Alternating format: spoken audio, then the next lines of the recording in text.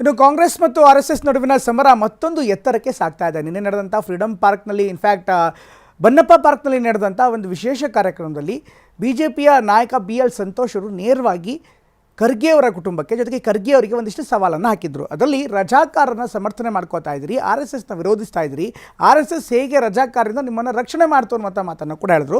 ಜೊತೆಗೆ ಯಾವುದೇ ಕಾರಣಕ್ಕೂ ಕೂಡ ರಿಜಿಸ್ಟ್ರೇಷನ್ ನಾವು ಮಾಡೋ ಹಾಗಿಲ್ಲ, ಜೊತೆಗೆ ಮಾಡೋದಿಲ್ಲ ಅನ್ನುವಂಥ ಮಾತನ್ನು ಕೂಡ ಇದೇ ಸಂದರ್ಭದಲ್ಲಿ ಹೇಳಿದರು. ಅದಕ್ಕೆ ಪ್ರಿಯಾಂಕ್ ಖರ್ಗೆ ಅವರು ಕೂಡ ಉತ್ತರವನ್ನು ಕೊಟ್ಟಿದ್ದಾರೆ. ಕಾನೂನು ಪ್ರಕಾರ ಏನು ಕ್ರಮ ಕೈಗೊಳ್ಳಬೇಕಾಗುತ್ತೋ ಆ ಕ್ರಮ ಕೈಗೊಳ್ತೀವಿ ಅಂತ ಹೇಳ್ತಾರೆ. ಹಾಗಾದರೆ RSS ಮತ್ತು BJP ಜೊತೆಗೆ ಕಾಂಗ್ರೆಸ್ ನಡುವಿನ ಸಮರ ಹೇಗಿದೆ ನೋಡೋಣ.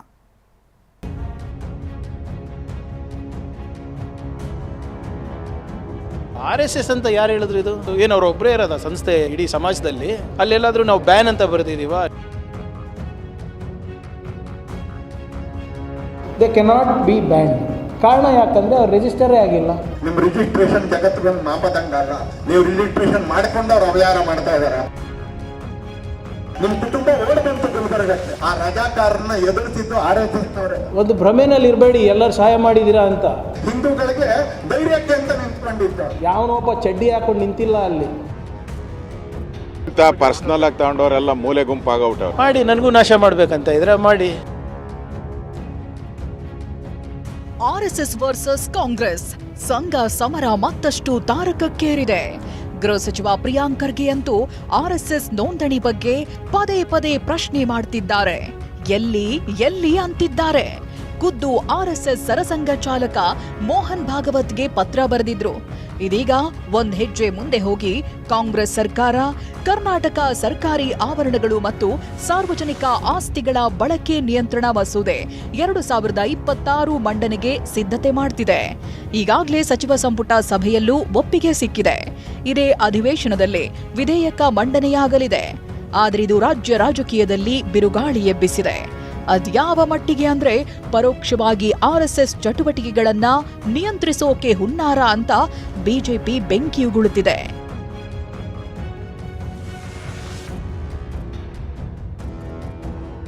BJP ಆರೋಪಕ್ಕೆ TV9 ಜೊತೆ ಖುದ್ದು ಗೃಹ ಸಚಿವ ಪ್ರಿಯಾಂಕ್ ಖರ್ಗೆ ಮಾತನಾಡಿ, RSSಗೋಸ್ಕರ ಅಂತ ಯಾರು ಹೇಳಿದ್ದು?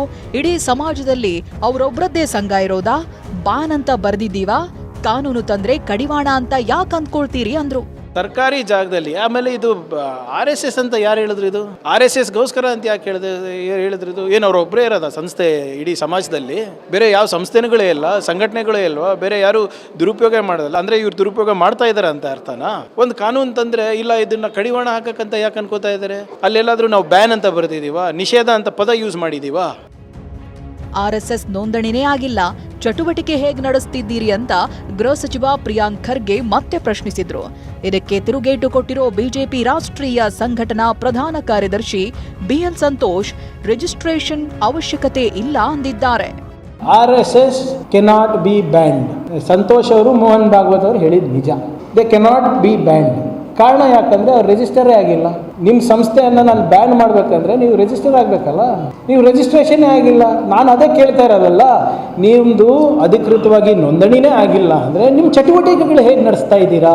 ಕುಲಕರ್ಣಿ ಅವರೇ, ನೀವು ಕಟ್ತಿರಲ್ಲ ತೆರಿಗೆ, ನಿಮ್ಮ ತೆರಿಗೆ ಮೋಹನ್ ಭಾಗವತ್ ಅವರ ಅಡ್ವಾನ್ಸ್ ಸೆಕ್ಯೂರಿಟಿ ಲಯಸನ್ಸಿಗೆ ಹೋಗುತ್ತೆ, ಗೊತ್ತಾ?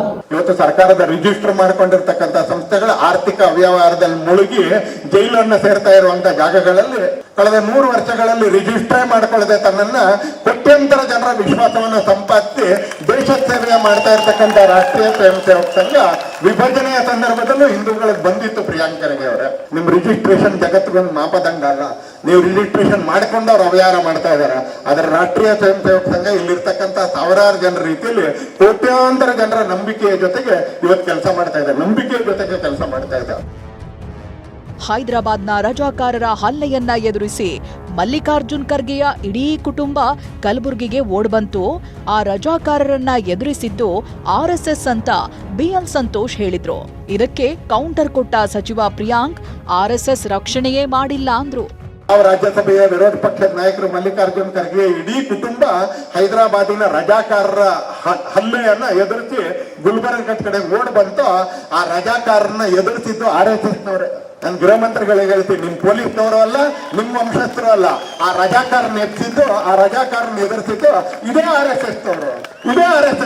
ನಿಮ್ ಕುಟುಂಬ ಓಡ್ ಬಂತು ಗುಲ್ಬರ್ಗ ಇರುತ್ತೆ. ನೀವು ಇದ್ದು ಗ್ರಾಮದಿಂದ ಕುಟುಂಬ ಓಡ್ ಬಂತು, ನಿಮ್ಮ ಅಪ್ಪ ಹುಟ್ಟುಬಟ್ಟೆಯಲ್ಲಿ ಓಡಬೇಕಾಗಿ ಬಂತು ಅಂತ ಓಡ್ ಬರ್ಬೇಕಾಗಿ ಬಂತು. ಒಂದು ಭ್ರಮೆನಲ್ಲಿ ಇರಬೇಡಿ ಎಲ್ಲರೂ ಸಹಾಯ ಮಾಡಿದ್ದೀರಾ ಅಂತ. RSS ಅವರು ರಕ್ಷಣೆಗೆ ಬಂದಿಲ್ಲ. ನಮ್ಮ ಭಾಗದ ಜನರಿಗೆ ರಕ್ಷಣೆ ಮಾಡಿದ್ದು ಪಂಡಿತ್ ಜವಾಹರ್ಲಾಲ್ ನೆಹರು ಅವರು, ಸರ್ದಾರ್ ಪಟೇಲ್ ಅವರು ಮತ್ತು ಇಂಡಿಯನ್ ಆರ್ಮಿದವರು ಬಂದು ನಮ್ಮ ರಕ್ಷಣೆ ಮಾಡಿದರು. ಆಪರೇಷನ್ ಪೋಲೋ ಮಾಡಿದ್ದು ಪಟೇಲ್ ಅವರು, ನೆಹರು ಅವರು ಮತ್ತು ಆರ್ಮಿದವರು, RSSದವರಲ್ಲ. ಇವತ್ತು RSS ಬಗ್ಗೆ ಮಾತನಾಡ್ತಿದ್ದೀರಾ, ಅಂದು ಹಿಂದೂಗಳಿಗೆ RSS ಧೈರ್ಯಕ್ಕೆ ನಿಂತಿದ್ದು ಎಂದು BL ಸಂತೋಷ್ ಹೇಳಿದ್ರು. ಇದಕ್ಕೆ ಪ್ರಿಯಾಂಕ್ ತಮ್ಮದೇ ಧಾಟಿಯಲ್ಲಿ ಉತ್ತರಿಸಿದ್ರು. ಇವತ್ತು ಸಂಘದ ಬಗ್ಗೆ ಬಿಟ್ಟು ತೋರಿಸ್ತೀರಿ, ಅದೇ ಸಂಘ ರಜಾಕಾರರ ವಿರುದ್ಧ ಹೋರಾಡಿದ್ದು, ಅದೇ ಸಂಘ ವಿಭಜನೆಯಲ್ಲಿ ಹಿಂದೂಗಳಿಗೆ ಧೈರ್ಯಕ್ಕೆ ಅಂತ ನಿಂತ್ಕೊಂಡಿದ್ದು. ಯಾವನೊಬ್ಬ ಚಡ್ಡಿ ಹಾಕೊಂಡು ನಿಂತಿಲ್ಲ ಅಲ್ಲಿ. RSSದು ಸರ್ದಾರ್ ಪಟೇಲ್ ಅವರ ಒಂದು ದೃಢ ನಿರ್ಧಾರದಿಂದ ಇವತ್ತು ನಾವು ಅಖಂಡ ಭಾರತವನ್ನು ನೋಡ್ತಾ ಇದ್ದೀವಿ. 560 ಸಣ್ಣ ಪುಟ್ಟ ರಾಜ್ಯಗಳು, ಸಂಸ್ಥಾನಗಳು ಒಗ್ಗೂಡಿಸಿ ಇವತ್ತು ಭಾರತ ರಾಷ್ಟ್ರ ಆಗಿದೆ, RSS ಇಂದ ಅಲ್ಲ. ಇಂದಿರಾ ಗಾಂಧಿ ನೆಹರೂನೇ ಬೋರ್ಡ್ಗೆ ಇಲ್ಲದಂತೆ ಹೋದ್ರು, ನೀವ್ಯಾವ ಲೆಕ್ಕ ಅಂತ ವಿಪಕ್ಷ ನಾಯಕ ಅಶೋಕ್ ಸೆಡ್ಡು ಹೊಡೆದಿದ್ದಾರೆ. ಇದಕ್ಕೆ ಸಿಡಿದೆದ್ದಿರೋ ಪ್ರಿಯಾಂಕ್ ಖರ್ಗೆ ನನ್ನ ನಾಶ ಮಾಡ್ತೀರಾ, ಮಾಡಿ ಅಂದಿದ್ದಾರೆ. ಪರ್ಸನಲ್ ಆಗಿ ತಗೊಂಡವರೆಲ್ಲ ಮೂಲೆ ಗುಂಪಾಗೌಟವ್ರೆ. RSS ಯಾರ್ಯಾರು ವಿರೋಧ ಮಾಡಿದ್ರು ಅಂತ ಇಂದಿರಾ ಗಾಂಧಿನೇ ಬೋರ್ಡ್ಗಿಲ್ದಂಗೆ ಹೊರಟೋದ್ರು, ನೆಹರುನೇ ಬೋರ್ಡ್ಗಿಲ್ದಂಗೆ ಹೊರಟೋದ್ರು, ರಾಜೀವ್ ಗಾಂಧಿನೇ ಬೋರ್ಡ್ಗಿಲ್ದಂಗೆ ಹೊರಟೋದ್ರು. ಇವ್ರು ಯಾರು ಲೆಕ್ಕ ಅವ್ರು ಕಂಪೇರ್ ಮಾಡಿದ್ರೆ ಇವ್ರು ಬೋರ್ಡ್ಗೆ ಇಲ್ಲ. ಅದರಿಂದ ಈ 1.5 ವರ್ಷ ಕುಣಿತಾ ಇದ್ದಾರೆ, ಕುಣಿಲಿ, ನಾವು ನೋಡ್ತಾ ಇದ್ದೀರಿ, ಕುಣಿಯೋ ಆಟನೆಲ್ಲ ನೋಡ್ತೀರಿ. RSSನ ಯಾರು ಎದುರಾಕೊಂಡಿದ್ದಾರೋ ಅವರೆಲ್ಲರೂ ಕೂಡ ನಾಶವಾಗಿ ಹೋಗಿದ್ದಾರೆ. ಇಂದಿರಾ ಗಾಂಧಿನೇ ಉದಾಹರಣೆ ಅಂತ ಹೇಳಿದ್ದಾರೆ. ಇದ್ರ ಬಗ್ಗೆ ಪೊಲಿಟಿಕಲ್ ಉತ್ತರ ಏನು? ಮಾಡಿ, ನನಗೂ ನಾಶ ಮಾಡಬೇಕಂತ ಇದ್ರೆ ಮಾಡಿ. Who are these people sir? RSS ಅಂದರೆ ಯಾರು, ಏನು, ಹೂ ಆರ್ ದೇ? ನಿಮ್ಗೆ ಗೊತ್ತಾ ಹೇಳಿ. ಈ RSSನ ರಹಸ್ಯ ಏನಿದೆ? ಯಾಕೆ ಅಷ್ಟು ಎದುರ್ತಾರೆ ಕಾನೂನು ವ್ಯಾಪ್ತಿನಲ್ಲಿ ಬರೋಕ್ಕೆ, ಚೌಕಟ್ಟಿನಲ್ಲಿ ಬರೋಕ್ಕೆ? ಶಾಸಕ ಯತ್ನಾಳ್ ಮಾತನಾಡಿ RSS ಯಾರನ್ನೂ ನಾಶ ಮಾಡಿಲ್ಲ, ರಜಾಕಾರರು ನಾಶ ಮಾಡಿದ್ರು ಅಂತ ಲೇವಡಿ ಮಾಡಿದ್ರು. ಖರ್ಗೆ ಅವರ ತಾಯಿ ಅಂದ್ರೆ ನಮ್ಮ ಪ್ರಿಯಾಂಕಾ ಖರ್ಗೆ ಅವರ ಅಜ್ಜಿ ಇದೇ ರಜಾಕರು, ಇದೇ ಮಲ್ಲಿಕಾರ್ಜುನ್ ಖರ್ಗೆ ಅವರು ಮುಂದನೆ ಜೀವಂತವಾಗಿ ಸುಟ್ಟಾರ. ಇವ್ರ ಅಜ್ಜಿನೇ ಯಾರು ರಜಾಕರು. ಆದ್ರೆ ದುರ್ದೈವ ಅಂದ್ರೆ ನಮ್ಮ ಪ್ರಿಯಾಂಕಾ ಖರ್ಗೆ ಹೇಳ್ತಾರ, ರಜಾಕರು ಬೇರೆ ಐತೆ, ಮುಸಲ್ಮಾನರು ಬೇರೆ ಐತೆ. ಕಾಂಗ್ರೆಸ್ ಸಚಿವರು ಮಾತನಾಡಿ RSS ನೋಂದಣಿ ಅವಶ್ಯಕತೆ ಇದೆ ಅಂತಿದ್ದಾರೆ.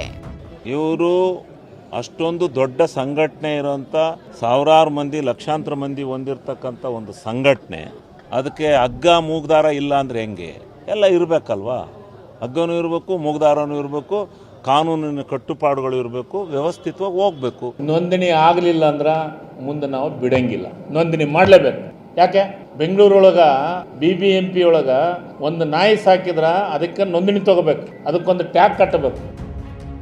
RSS ಅನ್ನ ಇಂದಿರಾ ಗಾಂಧಿ, ನೆಹರೂನೇ ಏನೂ ಮಾಡೋಕ್ಕಾಗಿಲ್ಲ, ನೀವ್ಯಾವ ಲೆಕ್ಕ ಅಂತ ಬಿಜೆಪಿ ನಾಯಕರು ಸೆಡ್ಡು ಹೊಡೆದಿದ್ದಾರೆ. ಇದಕ್ಕೆ ಪ್ರಿಯಾಂಕ್ ಖರ್ಗೆ RSS ರಿಜಿಸ್ಟ್ರೇಷನ್ ಆಗಬೇಕು ಅಂತ ಪಟ್ಟು ಹಿಡಿದಿದ್ದಾರೆ.